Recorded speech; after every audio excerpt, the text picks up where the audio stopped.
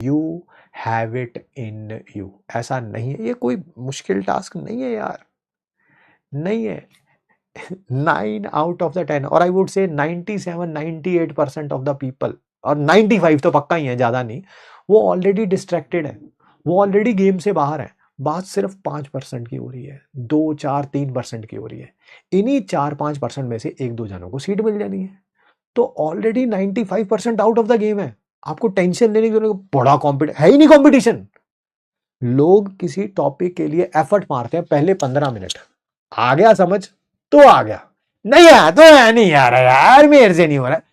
Question practice करने बैठेंगे, पहले 3 क्वेश्चन करेंगे, हो गए तो हो गए, ठीक है, फिर आगे करें, नहीं बता रहे, नहीं हो रहा यार, मेरे से नहीं हो रहा यार, रोना धोना, ये ऑलरेडी 95% लोग कर रहे हैं, ठीक है। जरा सा भी ये नहीं सोचते कि यार मुझे अगर बात समझ नहीं आई तो मैं लेक्चर पीछे जाके देख लेता हूं, अगर मैंने लेक्चर की स्पीड 1.5 पे देखा था तो मैं 1x पे देख लेता हूं, धीरे धीरे समझने को। Already 95% out of the game, ठीक है। सोचिए सिर्फ 5% है जो मेहनत कर रहे हैं, सिर्फ 5%, और इन्हीं में से 1-2 जनों को सीट मिल जानी है। तो कभी भी 25 लाख के नंबर से घबराना नहीं है। मैं आपको बता रहा हूं 22.5 लाख बच्चे गेम से बाहर हो चुके हैं, ऑलरेडी बाहर हैं, ठीक है। ये मत सोचना हमारे बैच में कितने बच्चे हैं, अरे इतने से हैंडफुल आते हैं यार रिजल्ट वाले, ठीक है, जो लगे रहते हैं on the end of the day तक।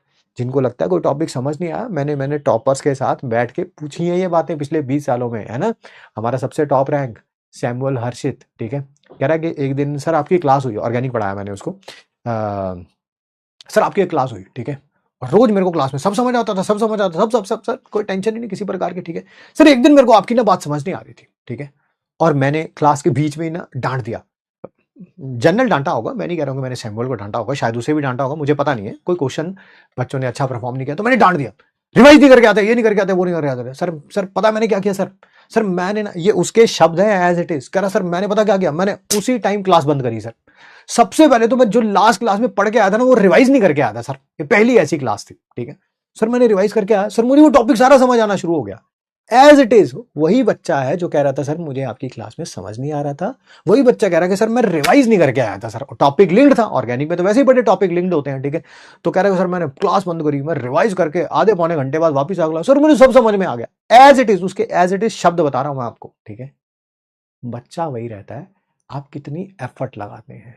पहली बार क्वेश्चन नहीं हुआ तो ये कौन सा फाइनल एग्जाम था आज, दोबारा देखेंगे, टॉपिक की थ्योरी दोबारा देख लेंगे, बहुत ज्यादा वीक हो तो थ्योरी दोबारा देख लेंगे, थोड़े अच्छे हो तो क्लास के कराए हुए क्वेश्चंस देखो और प्रैक्टिस करो as much as you can, ठीक है।